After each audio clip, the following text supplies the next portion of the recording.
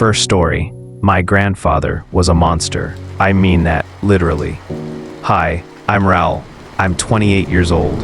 I was born in a small town deep in the countryside of São Paulo, Brazil. Life out there was always slow, simple. The kind of place where people don't lock their doors and nothing really changes. But the story I'm about to share isn't simple. And once you've heard it, I doubt you'll forget it. This is my grandmother's story. She told it to me many times before she passed. Same details, same tone. She never changed a word and never asked anyone to believe her. But I do. It was 1956. My grandmother was in her late 20s and pregnant with my mother. My aunt was just a toddler, barely 2 years old. She lived on a small farm with my grandfather, Virgilio. By all accounts, he was a cruel man, even for that time. He'd spend nights drinking himself stupid at the local bar, wasting money on liquor, gambling, and other women. When he came home, he'd beat my grandmother for anything that displeased him. Dinner's cold, or why were you talking to the neighbor too long, or you're holding the baby more than you hold me. She used to say his eyes were brown, so dark they were almost black. And when he was angry, those eyes didn't seem human. They looked like the devil was staring out from behind them. Still, she endured it. She endured the abuse, the drinking, the nights alone, the bruises, the silence. But there was one thing she could never understand, one thing that truly scared her. Once a month, always on a Friday, he would leave the house at 11:30 p.m. sharp, dressed in his hunting clothes, carrying his double-barreled shotgun, and disappear into the woods. He'd return in the early morning with no game, no stories, and not a scratch on him. But he'd be different, gentle, quiet, loving, like the man she had first married. The change only lasted until Monday, but those brief, peaceful weekends convinced her to stay for a while. Then everything changed. 2 months before my mother was born, she finally decided she'd had enough. Her parents, siblings, and even her grandparents encouraged her to leave him. That kind of thing was unheard of at the time, but they had seen enough bruises. When she told him she wanted a divorce, he said nothing. Then he took a few steps away, pulled out a .38 revolver, and fired at her. The bullet hit the wooden support post she had been leaning against, 10 centimeters above her head. She said he looked almost ashamed afterward. And then he ran. A few days later, he returned, not to apologize, but to poison the well on the farm with rat poison. Not only putting her life at risk, but also his own daughter's. He spent the rest of that week drinking, gambling, fighting. But when Friday came, everything changed again. That Friday night, my grandmother was lying in bed, exhausted. She heard the front door bang open. Her heart stopped for a second until she saw the expression on his face. Fear. She looked at the clock, 11:55 p.m. He was late. In a panic, he threw on his hunting clothes and bolted out the door. But in his hurry, he forgot something. The shotgun. She stood by the window, watching him disappear into the trees, unarmed. And for the first time in years, she laughed. After everything he'd done, the idea of him running into the woods without a weapon seemed almost comical. Let the idiot wander, she thought. The moon was full. The sky was clear. The night was beautiful. She went to sleep, 12:30 a.m. A distant howl echoed through the night. She stirred. The dogs must be fighting again, she muttered. Rolled over, 12:45 a.m. Another howl, closer, deeper, louder. "Oh Lord, I hope that's not a wild dog messing with the chickens," she whispered, trying to calm my aunt who had woken up. But still, she stayed in bed. 12:55 a.m. This time the howl wasn't distant. It shook the house. It vibrated her bones. It was right outside. She leapt from the bed, heart pounding. There was something outside, and it was big. Brazil doesn't have wolves, but this wasn't a dog. Suddenly, crash, the kitchen door exploded open. Something had entered. She didn't hesitate. She grabbed the shotgun from under the bed, kissed my aunt, rested a hand on her belly, and whispered, Nothing will happen to you. Not tonight." Then she stepped into the hallway. She could hear it moving through the kitchen. Heavy, powerful, breathing hard, sniffing. Then, a growl. Low, deep, not like anything she'd ever heard before. It wasn't a jaguar or a wild dog. It sounded like the earth itself was growling. Then, silence. She crept forward, shotgun in hand. The door to the kitchen was half open. She pressed herself against the wall, took a breath, and nudged it open a little more. The first thing she saw was fur, red-brown, matted, thick. The thing was crouched down, licking something off the floor. Sugar. She had dropped a bag earlier that day and forgotten to sweep it up. The creature's back was to her. It was huge, easily 7 feet tall if it stood. Long arms, thick legs, and massive hands with claws. It looked wrong, like something caught between human and animal. Not a wolf head on a man's body. Not a man in fur. Something in between. As she tried to steady the shotgun, the floor creaked under her foot. The thing turned, and that's when she saw its face. A long snout, jagged, crooked teeth, ears that stood upright, hairless and twitching. Its breath steamed in the cold night air. But the eyes, she knew those eyes. Dark brown, nearly black, full of hate. Virgilio's eyes. She froze, so did the beast. For 1 second, maybe 2, they stared at each other. Then, it bolted, out the back door, gone into the woods before she could even raise the gun. She didn't sleep that night.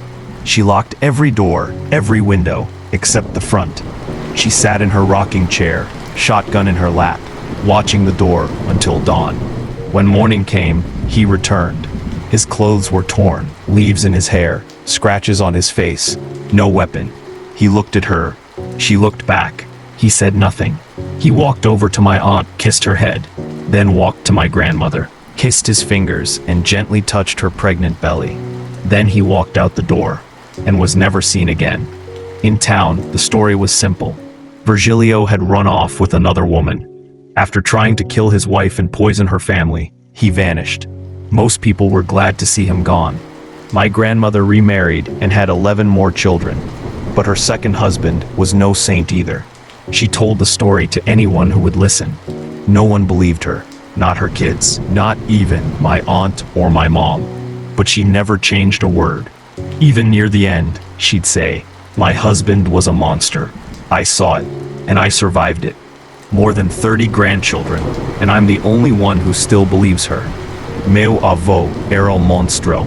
Espero que esteja morto, senão, Virgilio, eu sei o seu segredo." Second story. Shared with respect. This story is from my family, outsiders who once lived on the Navajo reservation. I hope it's received with care. Title: My father and uncle saw something they shouldn't have on Navajo Mountain. Hi, I'm Raul. I'm 28 years old, and I was born far from where this story takes place. But its weight has never left my family. My grandmother was a school teacher on the Navajo reservation in the 1980s. As a white woman with 2 young sons, my dad and uncle, she was an outsider in a place layered with history, tradition, and silence. She lived and worked in a community that had endured generations of hardship. Generations my family had only briefly brushed against. They were guests, and not always welcome ones. Still, they lived there for years. Their experiences were very different from the Navajo families around them. My grandmother tried to give her boys some semblance of a normal childhood, though she was recovering from an abusive relationship at the time. That meant my dad and uncle, just 10 and 8 years old, had plenty of freedom to roam. This is a story my dad only told me after years of asking. My uncle, even less. It's not something they enjoy talking about. And for good reason. They lived in Navajo Mountain, a remote, breathtaking place. Crags, red dirt, mesas. Long stretches of nothing but land, silence, and sky. At night, the stars would light up the world. In such a desolate place, there are no streetlights, no hum of traffic, just you and whatever's out there. My dad and uncle spent most of their afternoons biking dirt paths with local boys from the community. Despite the cultural and racial divide, they'd formed friendships. No trouble, no fear. Until that night. They had been out late, unsupervised. Nothing new. The night was colder than usual. The sky darker than usual. My dad remembers it vividly. Not just a normal dark, but a kind of black that swallowed the stars.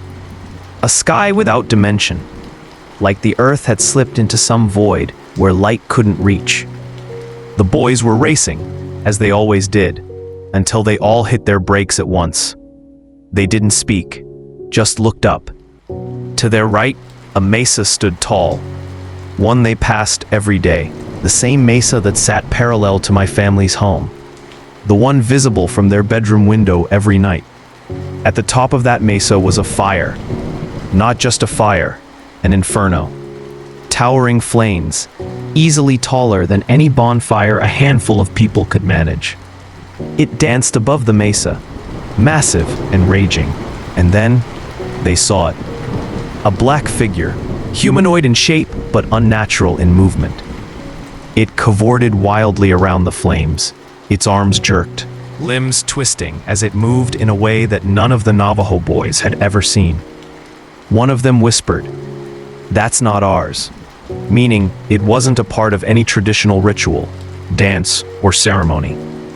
It didn't belong. Without another word, the native boys turned and bolted, pedaling fast and hard into the darkness toward their homes. My dad and uncle were frozen.